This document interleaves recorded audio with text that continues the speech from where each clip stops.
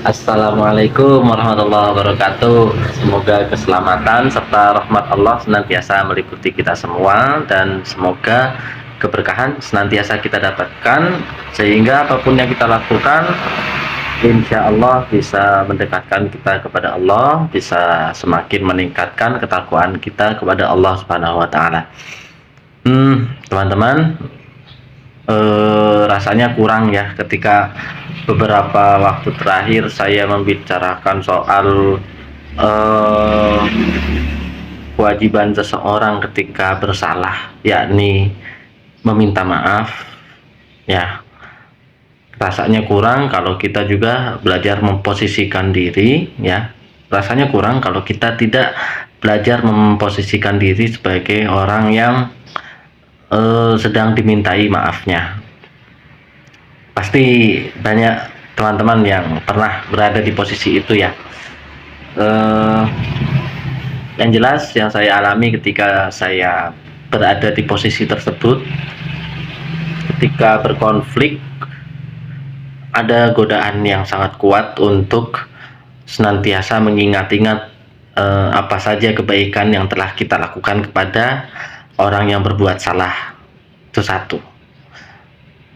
Yang harus kita hati-hati di situ adalah bisikan atau rayuan agar kita terus mengungkit-ungkit apa yang telah kita lakukan dalam rangka beramal baik sebelumnya. Ini memicu nanti penilaian bahwasanya kita tidak ikhlas ketika beramal. Hati-hati teman-teman ya. Ada yang sependapat atau mungkin tidak sependapat, silahkan klik ya, silahkan ketik di komentar. Ini hati-hati karena kita dalam beramal itu kan harus nantiasa lillahi ta'ala ya. Jangan sampai mengharapkan balasan yang sama dari orang yang kita sudah sebelumnya usahakan untuk beramal baik kepada dia gitu ya. Balasan senantiasa harusnya kita harapkan dari Allah Subhanahu wa taala. Terserah Allah akan membalas di dunia maupun nantinya di akhirat ya. Jadi itu godaannya. Dan lagi godaannya lagi adalah selain untuk mengungkit-ungkit kebaikan, biasanya si orang yang sedang dimintai maaf ini tergoda untuk membicarakan kekurangan orang yang meminta maaf. Ini juga bahaya kalau dituruti. Bahaya ya kalau dituruti, karena yang sebenarnya posisinya awalnya itu dia sedang unggul karena sedang dizalimi, bisa jadi malah menzalimi dengan jalan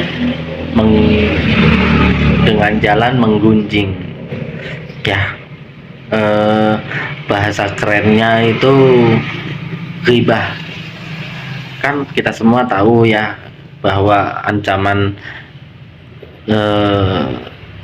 ghibah ini ya dalam agama Islam kan berupa berkurangnya pahala kita ya, terpindahnya pahala kita kepada orang yang kita bicarakan, atau justru kebalik, masuknya dosa atau keburukan pada diri kita ya, yang berasal dari orang yang kita bicarakan. Ketika dosa yang orang yang dibicarakan itu sudah habis, gantilah kebaikan-kebaikan kita yang terpindah ke diri orang yang kita bicarakan. Itu kan ancaman dari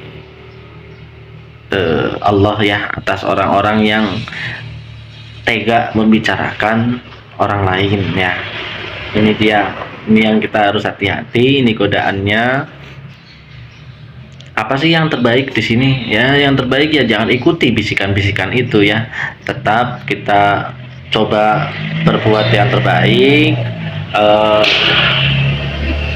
Kenapa kok kita tetap coba berbuat yang terbaik? Karena memang itu wujud rasa syukur kita ya, wujud rasa syukur kita bahwa kita diingatkan, bahwa kita senantiasa ingat bahwa Allah itu Maha Pengampun, maka alangkah baiknya kita pun dengan senang hati memberikan maaf atas apa yang orang lain lakukan kepada kita. Jangan ikuti bisikan-bisikan untuk mungkin membicarakan orang yang telah menyakiti kita, mungkin membicarakan kebaikan-kebaikan kita. Ya, benar, masih sependapat.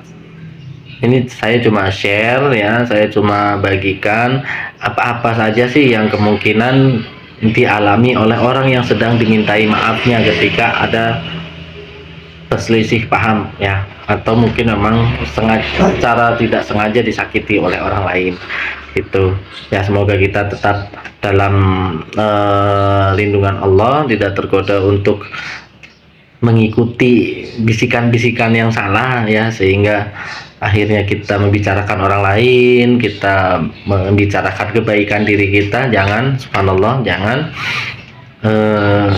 Kita mohon doa agar tetap Allah jaga ketulusan niat kita mengharapkan ridho Allah Subhanahu wa Ta'ala ya, teman-teman. Ya, sekian dulu. Mudah-mudahan sudah seimbang ya. Kemarin kita sudah membicarakan soal bagaimana rasanya ya berusaha mendapatkan maaf orang. Sekarang kita coba belajar memposisikan diri sebagai orang yang dimintai maafnya, apa-apa saja yang dirasakan ya. Semoga kita bisa mengambil pelajaran atas apa yang saya sampaikan, termasuk diri saya juga ya, bisa mengambil pelajaran. Akhir kata saya ucapkan assalamualaikum warahmatullahi wabarakatuh. Semoga akhir kata saya sampaikan assalamualaikum warahmatullahi wabarakatuh.